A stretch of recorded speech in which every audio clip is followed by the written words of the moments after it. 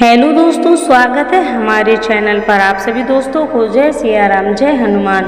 रामायण की कथा जितनी दिव्य है उतनी ही रहस्यों से भरी हुई भी। पर क्या आपने कभी सोचा है, जब रामायण का वीर पुत्र मेघनाथ युद्ध में मारा गया तो रावण ने अपने दरबार से किसी बलशाली योद्धा को नहीं बल्कि अपनी बहू सुलोचना को ही क्यों भेजा श्री राम के पास, वह भी अकेली? क्या ये कोई रणनीति थी या फिर एक पिता का टूटा हुआ हृदय यह छुपा था? इसके पीछे कोई ऐसा कारण जिसे जानकर आप भी रह जाएंगे हैरान। आज हम बताने जा रहे हैं रामायण के इस छुपे हुए रहस्य को, जहां युद्ध के बीच एक स्त्री की पीड़ा, प्रेम और बलिदान की कहानी छुपी हुई है। वीडियो को अंत तक जरूर देखें, क्योंकि यह सिर्फ एक कहानी नहीं बल्कि इतिहास का एक अनकहा सच है। मेघनाथ लंकापति रावण का सबसे प्रिय और शक्तिशाली पुत्र था।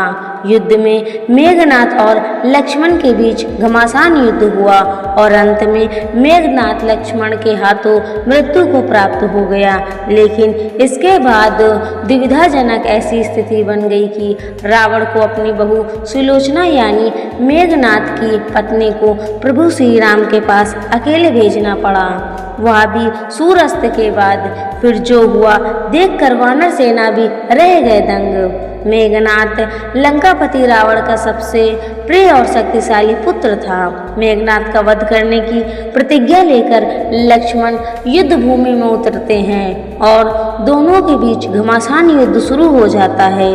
अंत में लक्ष्मण के हाथों मेघनाथ की मृत्यु हो जाती है। उस समय मेघनाथ का कटा हुआ शीश भगवान श्री राम के शिविर में ले जाया जाता है और अपने पति की भुजा द्वारा मृत्यु का समाचार पाकर सुलोचना व्याकुल हो जाती है और रावण के पास पहुंचती है। इसके बाद ऐसी स्थिति बन गई कि रावण को अपनी बहू सुलोचना को भगवान राम के पास सूर्यास्त के बाद अकेले भेजना पड़ा था।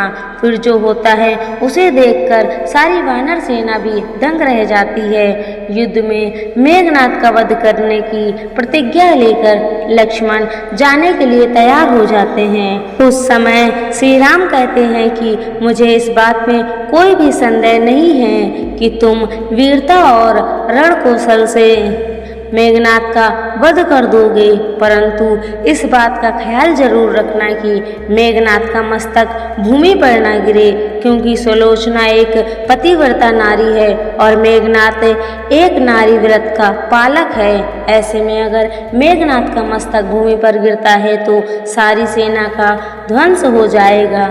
लक्ष्मण ने प्रभु राम की बात मानते हुए ठीक ऐसा ही किया और मेघनाथ की मृत्यु के बाद उसके मस्तक को नीचे नहीं गिरने दिया। फिर मेघनाथ की मस्तक को श्री राम के शिविर में ले जाया गया।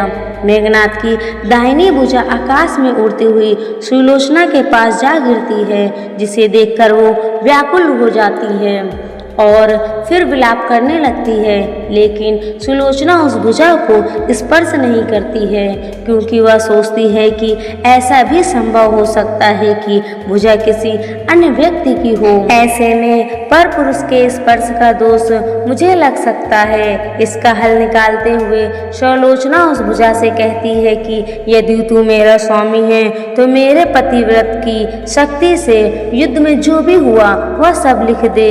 तब भुजा एक कलम के द्वारा युद्ध का सारा वेदांत लिख देती है और बताता है कि मेरा शीश प्रभु श्री राम के पास है। यह पढ़ते ही सुलोचना व्याकुल हो जाती है और लंकापति रावण अपनी बहू का विलाप सुनकर वहां पहुंच जाते हैं। सुलोचना रावण से सती होने की बात कहती है।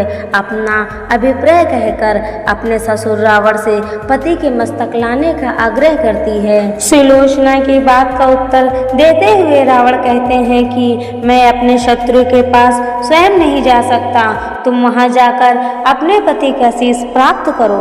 वहां बाल ब्रह्मचारी हनुमान परम जितेंद्र लक्ष्मण तथा श्री राम मर्यादा पुरुषोत्तम हैं। ऐसे में तुम्हें किसी प्रकार का भय करने की जरूरत नहीं है और मुझे विश्वास है कि तुम वहाँ से निराश होकर नहीं वापस लौटोगी। जब श्री राम ने सुलोचना के आने का समाचार सुना तो वह खुद खड़े होकर सुलोचना के पास आए और उनसे कहा कि तुम्हारे पति विश्व के शक्तिशाली योद्धा और पराक्रमी थे, लेकिन विधि के विधान को कौन बदल सकता है।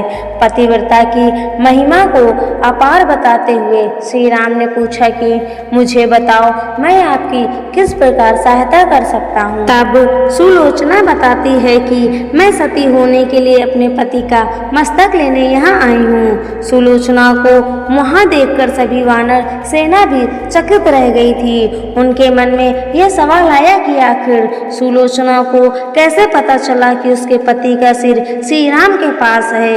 तब सुलोचना ने मेघनाथ के भुजा वाली बात कहकर बताई। फिर भगवान राम से अपने पति का सिर लेकर सुलोचना अपने महल में वापस पहुंच गई और वहां मेघनाथ के सिर को लेकर अग्नि में बैठकर सती हो गई। जब रावण जैसी महाशक्ति ने अपने जीवन के सबसे कठिन क्षण में अपनी बहू को श्री राम के पास भेजा तो वह केवल एक संदेश था कि सत्य और धर्म के सामने अहंकार भी सिर झुका देता है।